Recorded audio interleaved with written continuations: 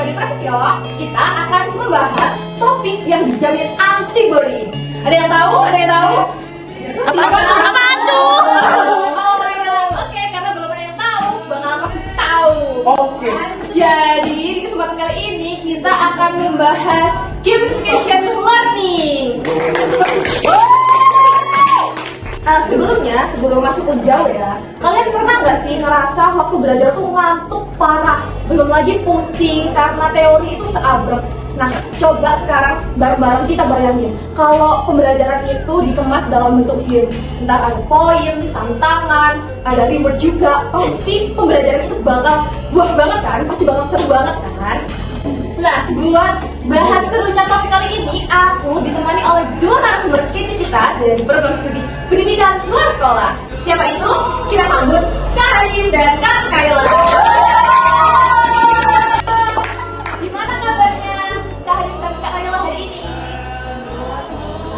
Sama, alhamdulillah. Oke, karena di sini sudah ada narasumber, kita kan nggak mungkin ya ngobrol dari satu arah aja. Untuk itu, kita juga kedatangan tamu yang super spesial, yaitu Kak Wawa dan Kak Amel.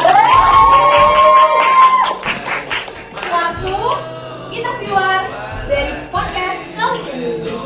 Oke, say hi dulu dong Kak Wawa dan Kak Amel. Hai. Oke, buat mempersingkat waktu, boleh nggak Kak kita langsung mulai aja topik kita hari ini tentang gamification learning. Waktu dan tempat, saya persilahkan. Halo Kak Kayla, halo Kak Hani. Halo Kak Wawan. Oke, sebelum kita masuk ke pembahasan lebih lanjut, kita tuh harus mengetahui lebih dahulu apa itu gamification learning. Jadi mungkin dari Kak Kayla atau Kak Hani bisa menjelaskan pada sobat MFA pengertian dari gamification learning. Ini adalah Secara simpelnya aja ya, gamification atau gamifikasi ini artinya kita itu memasukkan atau menerapkan elemen-elemen permainan ke dalam suatu konteks yang bukan permainan. Jadi kayak semacam game, tapi bukan game. kayak dikombinasikan. Iya. Nah, jadi maksudnya itu kita memasukkan unsur-unsur permainan ke dalam pembelajaran. Jadi contohnya tuh kayak game koin, terus letter, habis itu ada tantangan juga, terus ada page. Nah, dari contoh-contoh tadi itu bisa kita masukkan ke dalam kegiatan pembelajaran di kelas agar suasana kelas itu bisa jadi lebih interaktif. Nah, penting juga nih kalau buat membedakan mana game-based learning dan juga mana gamification. Jadi kalau game-based learning itu kita melakukan pembelajaran ya, tapi kita tuh benar-benar menggunakan game untuk sebagai media pembelajaran kita. Ya, jadi kalau gamifikasi kita itu melakukan pembelajaran seperti biasa, tapi kita memasukkan unsur-unsur permainan ke dalam pembelajaran itu. Untuk tujuannya itu untuk meningkatkan motivasi peserta didiknya, terus biar mereka sebagai semangat belajar. Nah, dari pembahasannya Kak Kayla tadi kan sangat menarik banget ya. Tapi kalau kita hubungkan dengan pendidikan non formal, kenapa sih gamification itu dianggap lebih efektif? Nah, itu pertanyaan yang bagus sekali. Jadi kan pendidikan non formal itu kan biasanya menyasar terbuka dari kelompok belajar remaja atau dewasa yang latar belakangnya itu macam-macam ya, Kak, yang beragam gitu kan latar belakangnya. Nah, untuk penerapan gamifikasi ini sangat bagus karena bisa meningkatkan rasa semangat belajar mereka serta bisa kayak meningkatkan rasa ingin tahu yang mendalam mereka terhadap apa yang sedang mereka pelajari. Jadi kalau dikasih contoh itu dalam program pelatihan keterampilan kerja nih menjahit lah istilahnya. Nanti kita misalnya bikin sistem level up kayak contoh yang saya sebutkan tadi, sistem level up ini nanti pertama-tama di pembelajarannya ada level 1. Level 1 itu kayak masih basic itu, belajar tentang benang-benang, jenis-jenis benang, jenis-jenis kain. Dasar-dasarnya. Iya, masih basic aja. Terus teknik-teknik menjahit awalnya itu kayak gimana dasarnya. Terus kalau udah menguasai yang level 1 ini, bisa langsung naik ke level 2. Istilahnya ini kayak menengah ya. Jadi udah mulai mencoba jahit yang simpel-simpel dulu, yang jadi dulu kayak sarung bantal, dompet, outfit, kayak gitu kan. Kalau udah mulai menguasai yang simpel-simpel ini, naik lagi ke level 3, yaitu level lanjutan. Sebenarnya pengajian ini udah mulai itu kak, nyoba menjahit pakaian, ya pakai rok, baju, ataupun itu celana ya kan. Nah kalau udah menguasai level 1, 2, 3 bisa lanjut ke level terakhir yaitu tingkat paling tinggi level 4 profesional kan.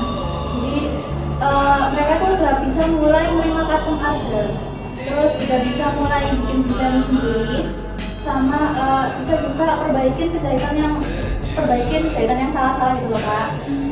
Mereka itu juga bisa bikin portofolio juga dari hasil karya-karya jahitan mereka. Sedangkan kalau di kelas-kelas biasa ya, kita ini bisa menerapkan kuis interaktif yang bisa membuat siswanya peserta didiknya itu bisa jadi lebih aktif gitu. Bahkan bisa sambil ketawa-ketawa bersama gitu kalau selama pembelajarannya kak. Contohnya waktu matkul dari Pak Arif ya kan, yang bahasa Indonesia kan kita sering kan pakai Kahoot, sistem ranking kan, terus sama quizzes, ya kan. Nah itu bisa. Kan mereka tumbuh rasa bersaing yang sehat dan juga menarik gitu loh mbak. Nah jadi suasana kelas itu jadi nggak boring gitu loh. Penting juga ini buat menjaga motivasi belajar dari para siswa supaya mereka tuh bisa tetap konsisten gitu loh kak dalam belajar, dan juga lebih percaya diri dan juga mandiri dalam pembelajaran mereka. Aku mau ambil juga yang dibahas mbak, yang ada yang soal menjahit ya kan. Nah itu kan bisa kita tarik kesimpulan bahwasanya di gamification ini kalau kita benar-benar tekun, disiplin, dan berfokus sama apa yang dipelajari, nantinya kita juga bisa mendapatkan hasil gitu, mendapatkan uang dari apa yang kita pelajari. Jadi kesimpulannya itu ini nggak cuma tentang gamification learning aja sih, di semua metode pembelajaran kalau kita benar-benar fokus, insya Allah nanti outputnya bakal mensukseskan kita. Kayak gitu sih. Aku mau nambahin bagiannya pakai tadi. Iya betul sekali. Keren banget ya. Iya. Ada lagi coba sekolah ini yang mungkin lebih menarik daripada yang disebutkan oleh Kak Kaila. Yang pernah Kak Awan. Oke. Sebenarnya sih menarik semua ya kalau misalkan kita tarik ke studi kasus untuk bahan pertimbangan dari tingkat keberhasilan gamification learning tadi. Aku ada contoh sih di D1 itu ada kayak pelatihan, sebenarnya ya maksudnya sama sih pelatihan juga, tapi bedanya kalau Kak Tela tadi kan di bidang jahit, ini tuh di bidang komputer, kayak pengoperasian aplikasi-aplikasi Microsoft Office, bisa Word, Excel, dan sebagainya. Jadi di pelatihan ini tadi pesertanya tuh kebanyakan mungkin yang terdata ya, itu yang remaja sampai ke dewasa. Remajanya itu yang baru-baru lulus SMA gitu. Karena yang waktu aku kasih pertanyaan itu, mereka itu jawabnya di sekolahnya itu belum semaksimal itu kalau pelajaran komputer.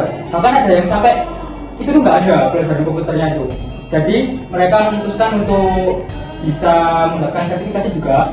Jadi mengikuti pelatihan komputer itu tadi.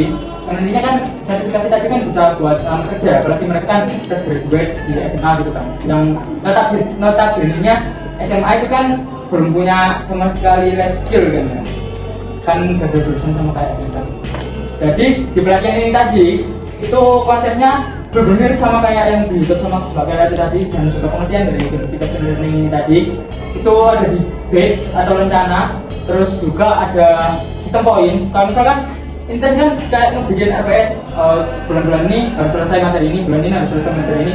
Jadi kalau misalkan ada yang lebih dulu menguasai materi yang udah dikasih dari tutor-tutor tadi, itu mereka bisa mendapatkan poin, dan nantinya di akhir dari RPS itu tadi itu nanti mereka bisa dapat kayak hadiah, iya reward. Entah itu biasanya kan apa yang lebih banyak itu malah kayak ibu-ibu. Jadi kita hadiahnya itu ya bisa alat-alat rumah tangga, masak, alat teflon mungkin kan. Itu lumayan banget sih, karena selain dapat edukasi, dia juga dapat hadiah gitu loh, yang bikin dia belajar makin semangat. Jadi meskipun outputnya berbeda, mereka ya tetap berlomba-lomba untuk mendapatkan poin tadi. Ini sebenarnya bukan semata-mata untuk hadiahnya ya, juga ini semata-mata untuk meningkatkan motivasi mereka dalam berkembang di melalui gamification learning itu tadi. Seperti itu sih kalau tadi kasus yang bisa saya jelaskan. Jadi bisa masuk ke bidang seni. Iya, betul. Terus kalau yang pelatihan komputer itu sih menurutku penting banget karena di era digital kayak gini kalau kita nggak bisa mengakses teknologi Jadi kan perlu banget deh kita belajar digital supaya kita ya nggak tek. kan biar nggak bosan Iya. akhirnya keselipkan Betul, masuk sekali itu. Nah, ya sebenarnya yang disebutkan oleh Hanif, tapi pasti itu nggak mudah kan? Kalau boleh tahu apa sih tantangan yang biasanya dihadapi dan solusinya itu seperti apa? Kalau dari tantangan, sebenarnya kalau tantangan banyak karena kan yang ikut ke pelatihan yang berbasis gamification learning itu tadi kan berbeda umur, berbeda juga kebutuhan yang mereka ingin dapatkan nantinya gitu kan. Jadi untuk tantangannya mungkin di situ ya, karena ada perbedaan itu tadi. Jadi modul yang kita berikan itu juga ada yang cepat bisa nyelesain, ada yang masih nunggu, ada yang sesuai sama alur yang udah kita bikin. Terus untuk dari kita sendiri tuh dari pelatihan itu tadi, tempat pelatihannya itu tadi, tantangannya itu di peralatan ataupun fasilitas yang mereka sediakan. Misalkan itu contoh kayak komputer pun ada 5 gitu, katakanlah ada 5 dan kelima-limanya tuh Windows yang dipakai juga seluruhnya yang baru yang 2010 atau berapa itu beda. Ada yang masih di Windows XP yang 2008 itu jadi agak lemot. Jadi ya tapi yang namanya kita pengen belajar juga iya diusahakan, kita usahakan untuk memberikan yang terbaik. Mungkin nanti dengan seiringnya waktu bisa update lagi untuk device yang digunakan dalam pelatihan tadi. Untuk solusinya ya tadi kita harus untuk dari tim pelatihan itu sendiri harus benar-benar ngegenjot supaya mereka itu nanti bisa ibaratnya bisa semangat gitu dalam menerima materi dan bisa lulus, bisa menghasilkan lulusan yang oke juga. Dan gimana kan kalau lulusan itu tadi oke, otomatis orang yang akan masuk ke tempat pelatihan kita juga semakin percaya juga terhadap tempatnya itu. Dan juga otomatis biaya ataupun profit dari tempat pelatihan tadi juga meningkat. Akhirnya device yang tadinya agak lama bisa diupdate lagi. Itu sih solusinya. Kalau katanya Gen Alpha ya, sekarang Iya. itu habis Gen Z itu Gen Alpha kan? Gen Alpha, Bener iya. kan? Gen Alpha tadi Riz 1000 aura. Oke, lanjut. Fantastic. Oh my god. Gong banget.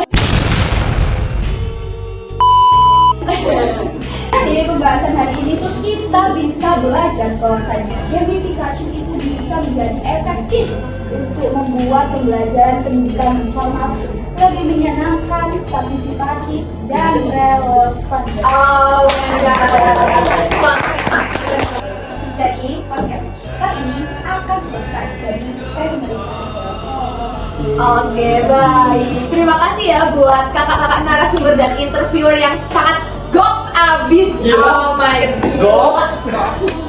Thank you banget lah pokoknya karena kalian udah mau sharing-sharing tentang pengalaman dan juga pengetahuan baru yang mungkin sobat NFA itu belum terlalu paham lah, belum paham betul sama gamification learning ini.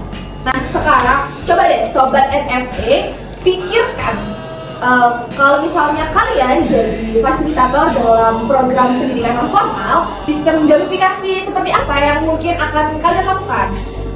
Bisa jadi dengan tema petualangan, kemudian kerja tim, atau simulasi dunia nyata. Yuk sekalian mau pakai sistem apa tuh? Komen-komen di bawah ya. Benar. Terima kasih sudah mendengarkan podcast kita hari ini. Jangan lupa follow, subscribe, like, and comment.